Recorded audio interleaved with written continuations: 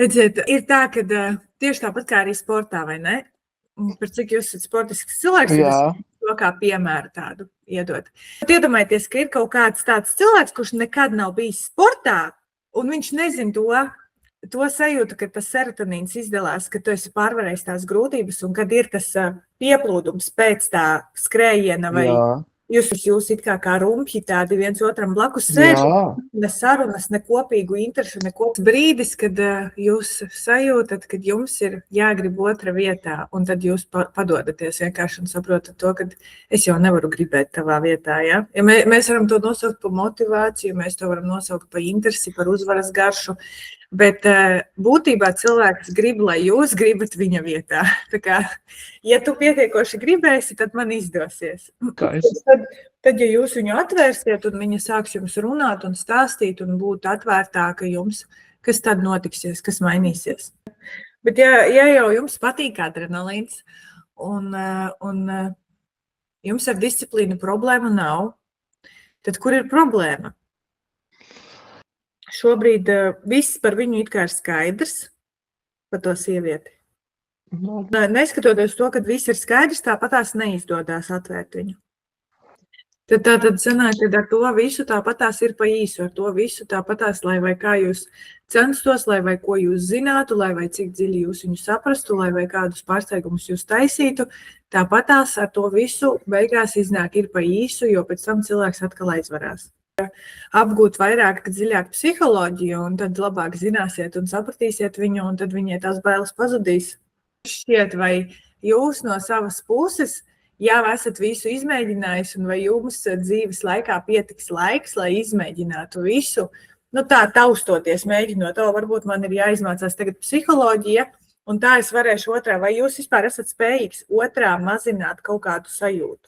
Sajūtas tajā brīdī, tad, kad ir tas klusais periods, un kad liekas, es jau tā izdarīju visu uz maksimumu, bet tāpatās ir klusums. Nejūtaties, ka jūs varat viņu padarīt pietiekoši laimīgu, lai viņa varētu jums regulāri ar jums uzturēt šo kontaktu un atvērties. Izklausās vienkārši, kad nav nekādu vispār variantu, jo viņā ir šis iekšējais bloķis.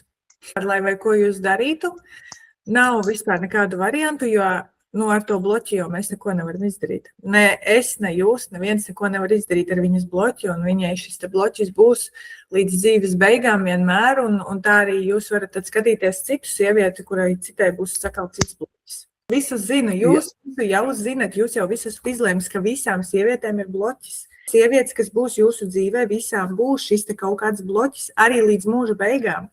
Jums tas ir garantēti, tāpēc, ka jūs ar savām es zinu sajūtām iesiet un meklēsiet tieši tādu sievieti, jo jūs pazīstat tikai tādu sievieti.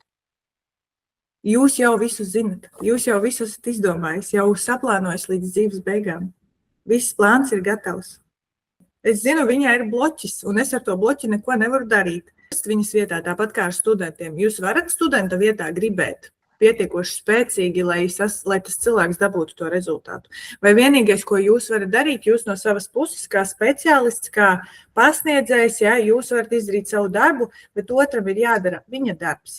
Tā kā, ja es piedāvāju jums palīdzību, es jau varu izdarīt savu daļu uz visiem 100%, bet es nevaru gribēt jūsu vietā uzzināt kaut ko jaunu. Es nevaru gribēt jūsu vietā. Ja jūs sēžat man pretī, jūs sakat, ka jūs jau visu zinat. Ja ir vēlme ielaist jaunu enerģiju šajā sievietē, lai viņa var atvērties ar visu savu bloķi, ar visu vienkārši atvērties un būt tāda, kāda viņa ir īsta, ja jūs esat gatavs viņu īsto, kāda viņa ir iepazīt, tad būs jāstrādā pašam ar sevi un jāsaprot tas, ka jūs neesat tas, kurš viņu ārstēs, jūs neesat tas, kurš liks viņu hipnozi un ņems nost bloķus un vēl kaut ko. Jūs vienkārši radīsiet viņai šo vidi tādu, lai viņa beidzot jūtas drošībā ar jums. Jo jūs redzat, ka viņā ir tās bailes, un jūs jau tā un šitā un visādi jūs mēģināt viņu iedrošināt, ka ar mani ir droši, bet tāpat neizdodas. Lai vai ko jūs mēģināt, tāpat neizdodas un jūs visu laiku